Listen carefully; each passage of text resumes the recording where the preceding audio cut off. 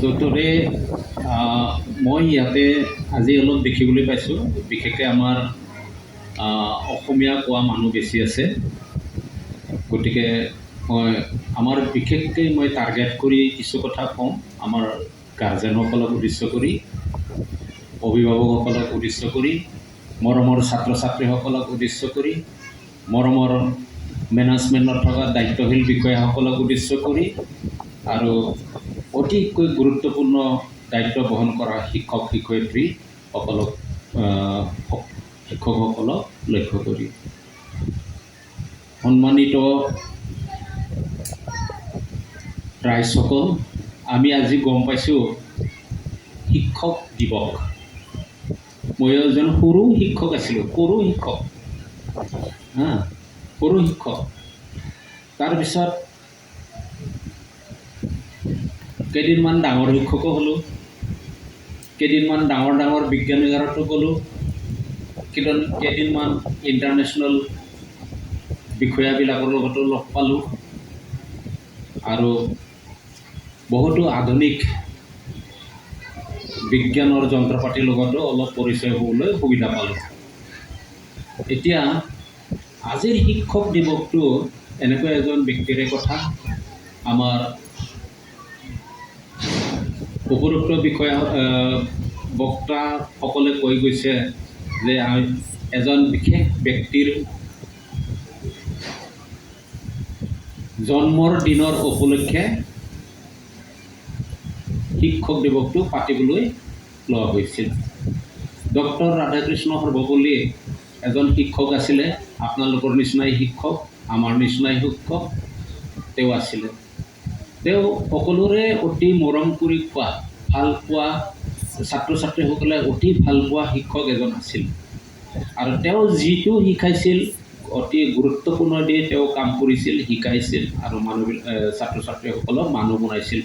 আজি আমাৰ JD ইনষ্টিটিউশ্যনৰ শিক্ষকসকলে আপোনালোকক ছাত্ৰ ছাত্ৰীসকলক যেনেকৈ মৰম কৰি শিকালে 2টা বছৰ, বহুত কষ্ট, কিন্তু ছাত্ৰ ছাত্ৰী শিকোৱা ইমান ধেমালি নহয়,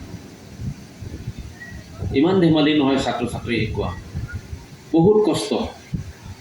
মাক দেউতাকে ফিজটো দি স্কুলত পঠাই দিয়ে, অলপ ছাপৰ্ট দিয়ে, তেওঁলোকক খোজকাঢ়িবলৈ শিকায়, তাৰপিছতে তেওঁলোকক শিকিবলৈ শিক্ষাগুৰুৰ ওচৰতহে পঠাই দিয়ে। তেতিয়া শিক্ষকসকলে অনেক কষ্ট কৰি তেওঁলোকক শিকায়। আজি ডক্টৰ ৰাধাকৃষ্ণ সৰ্বপল্লীক সেই সময়ৰ তেওঁৰ অনুষ্ঠান স্কুল কলেজত পঢ়া ছাত্ৰ ছাত্ৰীসকলে কৈছিলগৈ যে যেতিয়া তেওঁ ৰাষ্ট্ৰপতি হয় তেতিয়া মানে ক'লেগৈ যে ছাৰ, আমি আপোনাৰ বাৰ্থডেটো, যিটো 5 ছেপ্টেম্বৰ জন্মদিন আছিল, তেতিয়া আমি বাৰ্থডে পাতিবলৈ খুব ভাল লাগে নহয় ন, খুব ভাল লাগে। কিন্তু আমাক যদি ক'লেহেঁতেন মই আপোনাৰ বাৰ্থডেটো পাতি দিম, তেতিয়া আমি ক'লোঁ মই 5 কিলো কি দিম, ব্ৰইলাৰ দিম, 50 কিলো মাছ দিম, তোমালোকে পাতা ধামধুম বুলিহে ক'লোঁ হয় ন। তেতিয়া কিন্তু ৰাধাকৃষ্ণ সেইটো নক'লে। তেওঁ কি ক'লে, তোমালোকে যদি মোৰ জন্মদিনটো বাৰ্থডে পালিব খুজিছা, তেতিয়াহ'লে এই শিক্ষকসকলৰ বাৰ্থডেহে পাতা, জন্মদিনহে পাতা 5 ছেপ্টেম্বৰটো, তেনেকুৱা বুলি তেওঁৰ প্ৰাক্তন ছাত্ৰ ছাত্ৰীসকলক উনুকিয়াই পঠিয়াই দিলে যে তোমালোকে মোৰ জন্মদিনটো নাপালেই শিক্ষকসকলৰ জন্মদিনহে পাতা বুলি। আৰু সেই দিনাৰ পৰাই 1900 কি চন আছিলে, 62 চন আছিল নেকি, তেতিয়া মানে ইণ্টাৰনেশ্যনেল টিচাৰ্ছ ডে নহয়, ইণ্টাৰনেশ্যনেল টিচাৰ ডেৰ অলপ পিছত, বিশ্ব শিক্ষক দিৱসৰ অলপ পিছত তেওঁ ভাৰতীয় শিক্ষকসকলৰ কাৰণে এই 5 ছেপ্টেম্বৰ ৰাধাকৃষ্ণৰ জন্মদিনটো শিক্ষক দিৱস হিচাপে পালিবলৈ তেওঁ ছাত্ৰসকলক অনুৰোধ কৰিছিল। আৰু সেই দিনাৰ পৰাই আমাৰ দেশত ধামধুম শিক্ষক দিৱস পালন কৰা হৈছিল।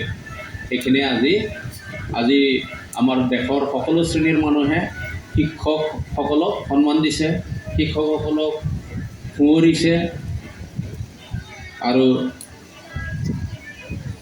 এইবোৰ ধাম ধুমেৰে আজি গোটেই দেশতে পালিছে।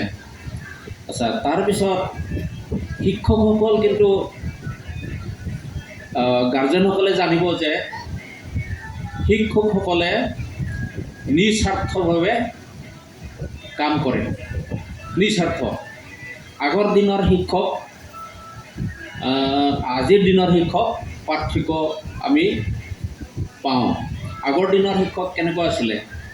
আপোনালোকে যিসকল হিন্দু ভাই ভনীসকল আছে তেওঁলোকে আমাৰ যিটো ভাৰতীয় দৰ্শনাস্ত্ৰ মহাভাৰতত পাইছে ন, মহাভাৰতত দ্ৰোণাচাৰ্য বুলি এজন শিক্ষক আছিলে। দ্ৰোণাচাৰ্যই কি কৰিছিলে? তেওঁ ৰজা মহাৰজা বা তেনেকুৱা ৰাজনীতিক তেওঁলোকৰ মন্ত্ৰীসভাত থকা বিষয়ববীয়াসকলৰ ল'ৰাবিলাককহে কি দিছিলে? বিদ্যা শিক্ষা দিছিলে। আৰু তাত অন্যান্য আপোনাৰ নিচিনা মোৰ নিচিনা সৰু সুৰা মানুহে বিদ্যা ল'বৰ কাৰণে কোনো স্থান নাছিলে। খালি ৰজাৰ ল'ৰা মহাৰজাৰ ল'ৰা মন্ত্ৰী তেওঁলোকৰ ল'ৰা ছোৱালীহে তাত অংশগ্ৰহণ কৰিব পাৰিছিল। সদৌ কি হ'ল? যেতিয়া নেকি পাণ্ডৱ পক্ষক শিক্ষা দি আছিলে ধনুৰ্বিদ্যা, দ্ৰোণাচাৰ্য বুলি এজন মানুহো সাধাৰণ নাগৰিক এজন আছিলে। দ্ৰোণাচাৰ্য তেওঁ কোনো ব্ৰাহ্মণৰ ল'ৰা নাছিল, তেওঁ কোনো মন্ত্ৰীৰ ল'ৰা নাছিল, ৰজাৰ ল'ৰা নাছিলে। তেওঁ আমাৰ নিচিনাকৈ সৰু নাগৰিক এজন আছিলে। তেতিয়া দ্ৰোণাচাৰ্যই কি কৰিলে? যিকোনো মানুহে তেওঁৰ আণ্ডাৰত শিক্ষা ল'ব নোৱাৰিছিল। তেতিয়া একালব্বৈ বুলি এজন ল'ৰাই, তেওঁতো শিকিবলৈ অপাৰ ইচ্ছা।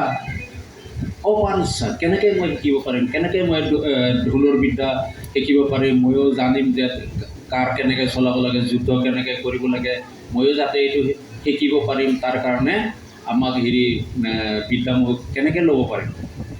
তেতিয়া দ্ৰোণাচাৰ্যৰ ওচৰত গ'ল।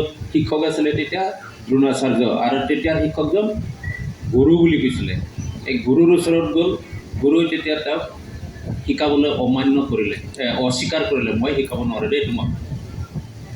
তেতিয়া তেওঁ ছাত্ৰজনে কি কৰিলে?